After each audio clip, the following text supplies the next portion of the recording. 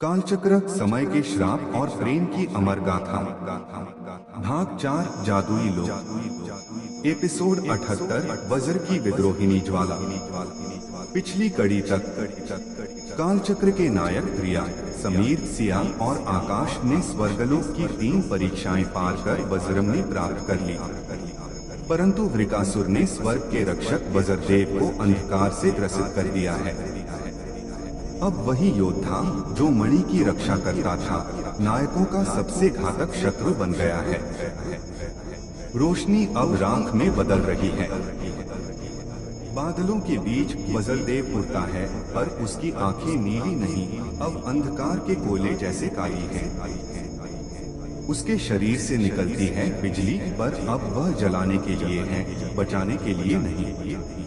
वृकासुर स्वर्ण सिंहासन के सामने खड़ा है। वृकासुर हंसते हुए, स्वर्ग की रक्षा करने वाला ही अब इसे जला देगा।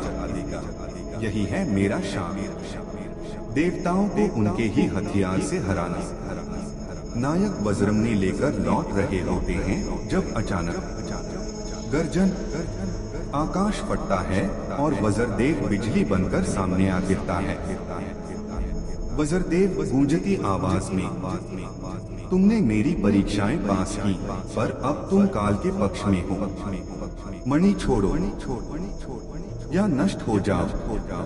आकाश गुस्से में, तुमने हमें परीक्षाएं दी थी, अब क्यों शत्रु बन बैठे हो? वज्रदेव, मैं अब देव नहीं, अंधकार का प्रतिनिधि हूँ। युद्ध छिड़ जाता है। बिजली की गड़गड़ाहट और तलवारों की टकराहट से स्वर्ग का आकाश थर्रा उठता है। सिया समझ जाती है कि वज्रदेव को हराना नहीं, बचाना है। सिया, उसके दिमाग में अंधकार है, पर आत्मा में शायद अभी भी दिव्यता बची हो। हमें मणि की ऊर्जा से उसे शुद्ध करना होगा। नायक वज्रमणि की शक्ति को केंद्रित करते हैं। रिया दिव्य मंत्रों का उच्चारण करती है, शिव स्तुति जो पवित्र ऊर्जा को जगा सकती है। जैसे ही मणि की शक्ति वज्रदेव को स्पर्श करती है, उसके भीतर आंतरिक युद्ध शुरू हो जाता है।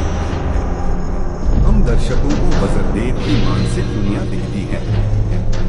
एक ओर उसका पुराना स्वरूप जो देवताओं का रक्षक था, और दूसरी ओर वृकासुर द्वारा बोए गए भय, गुस्से और संदेह के बीच एक दिव्य आवाज इंद्र की गूंजती है, वज्रदेव तुम स्वर्ग की आत्मा हो, अपने क्रोध को शक्ति बनने दो, शाप नहीं।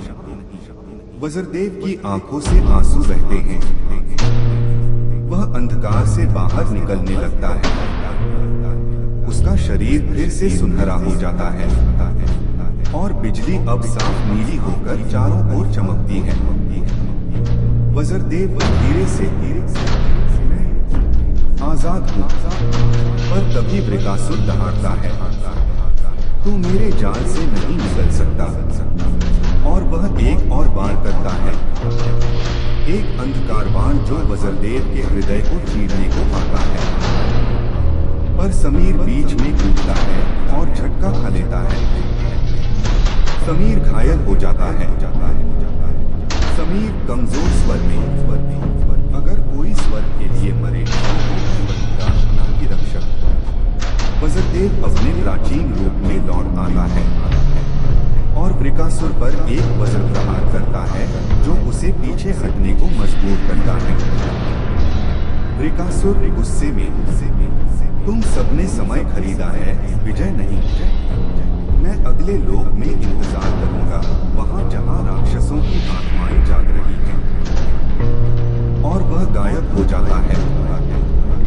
स्वर्गलोक फिर से उज्जवल हो जाता है। वज्रदेव नायकों को धन्यवाद देता है। वज्रदेव, तुम सबने न केवल मणि प्राप्त की, बल्कि मेरे जैसे योद्धा को भी अंधकार से मुक्त किया। पर अब तुम्हारा रास्ता और कठिन है।